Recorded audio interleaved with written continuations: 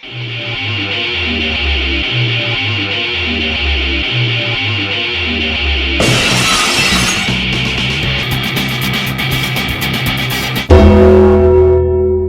guys, welcome to our second episode of HeelztoFaces. My name is Brian. I'm Murray. I'm Means. We want to start off by saying thank you guys for the emails and the positive comments and feedbacks we received via email.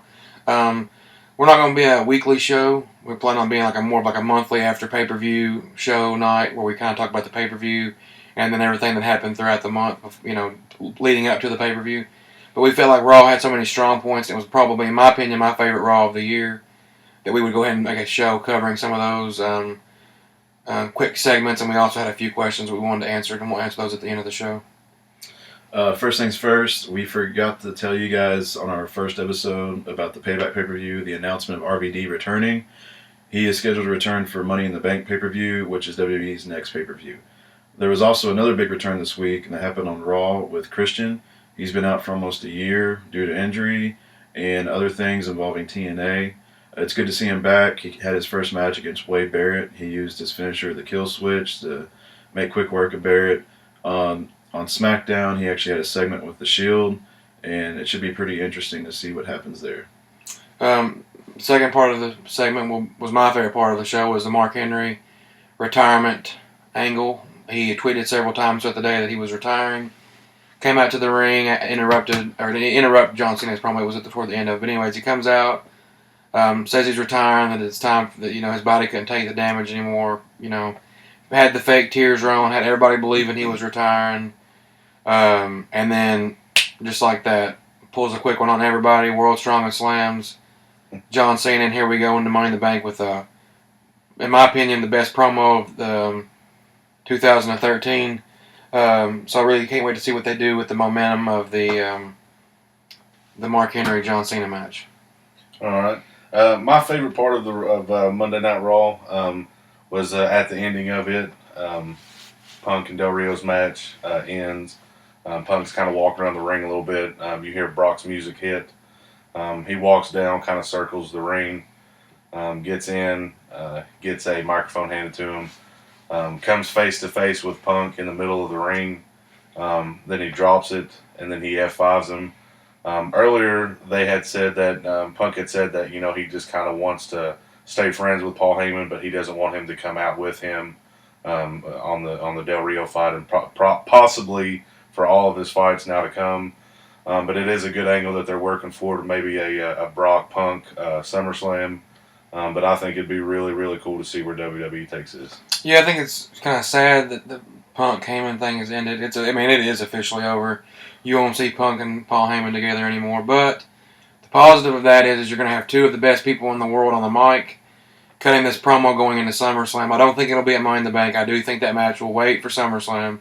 Kind of like they did last year with Triple H and Brock. They started the build-up earlier in the year, before Money in the Bank, and then they had the match at SummerSlam. So I feel like overall we're in for a pretty good.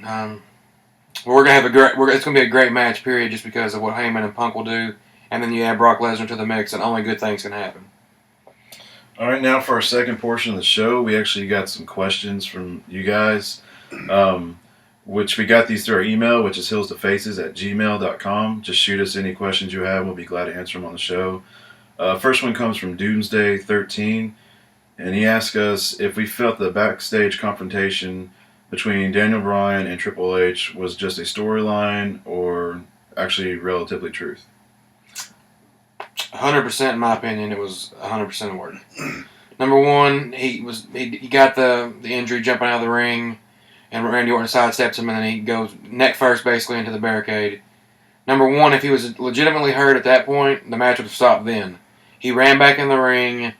They fought around some more in the ring. He charged him, then Randy Orton throws him back outside the ring. Then he backdrops him on the barricade, and then they stopped the match. Because supposedly he had a stinger, which I'm sure he did because he took a nasty fall. But number one, the key to this whole thing is if it was real, they wouldn't tell us. They wouldn't put it on WWE.com that Daniel Bryan and Triple H had a shoot argument in the gorilla position, what they're saying. They wouldn't tell us that because that would be... There's no difference in that and then being like, well, SummerSlam, CM Punk's going to go over on Brock Lesnar. What you don't hear in wrestling is the stuff that actually happens. There's no point in them telling us that whatsoever, and that's my opinion. So I feel like 100% it was a work. Yeah, I also feel the same way. Pretty much exactly to the T of what Mean said. If it was legitimate, you're not going to really hear about it. They're going to kind of play it off and then just kind of have him lay low. So I mean, that's just kind of how I feel about it.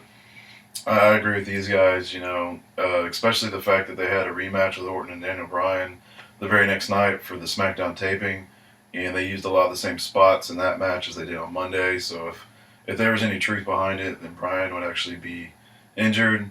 Well, I mean, a stinger's not an injury. A stinger's basically like you land on your head and you lose feeling in some parts of your body, which in his case it was saying that he couldn't feel his chest and his upper body.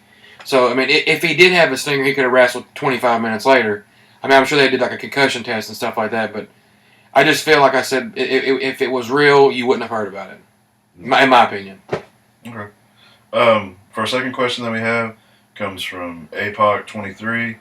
He wants to know, well, it's a TNA question. He wants to know how much longer can TNA possibly keep the Aces and Eights storyline going? In my opinion, I think it should have ended a few months ago. It started around this time last year, and it's just been drugged and drugged through the mud, and I'm frankly tired of it by now. Yeah. Go ahead. Sorry. I was just gonna say that it's just the TNA's continuously pushed that. I feel like, in my opinion, TNA has got the talent to where they could do a lot better than what they've kind of done with the Aces and Eights. I mean, it was really cool at the beginning. It's just it's same thing. We've seen it. Yeah, I feel like I agree with Murray. It was really cool at the start because it was your imagination was running wild. You didn't have any clue who anybody was, so it was like, oh, it could be this person, it could be that person. Who could it possibly be? I just feel like it was that should have ended, like he said, a long time ago. So hopefully it ends soon. Yeah. And for our third question, it comes from Sylvia425, and it just wants to know what we think our top finishers are as far as wrestling in general. Good question.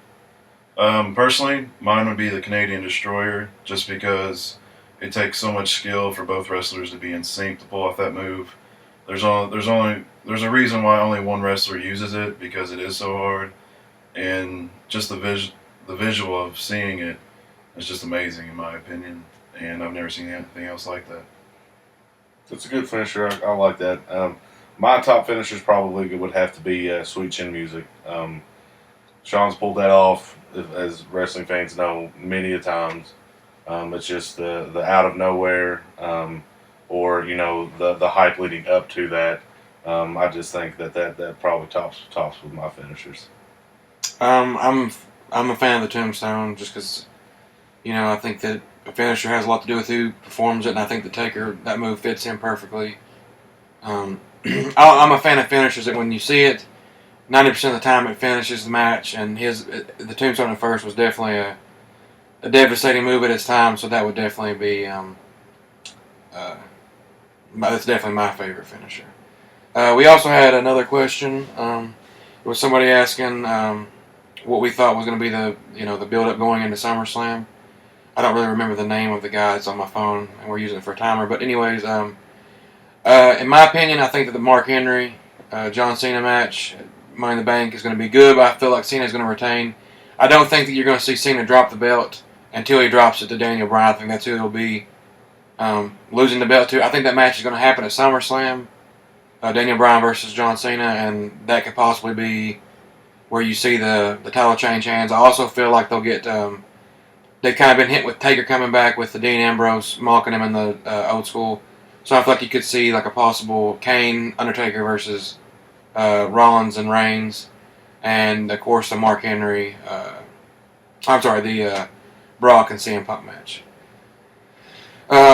Also, we're going to be doing a special video here soon of an unboxing. And the first 3 people that email us and like and subscribe to the videos will be receiving a gift from the unboxing. So make sure you watch the unboxing video to see what you could possibly be getting from us.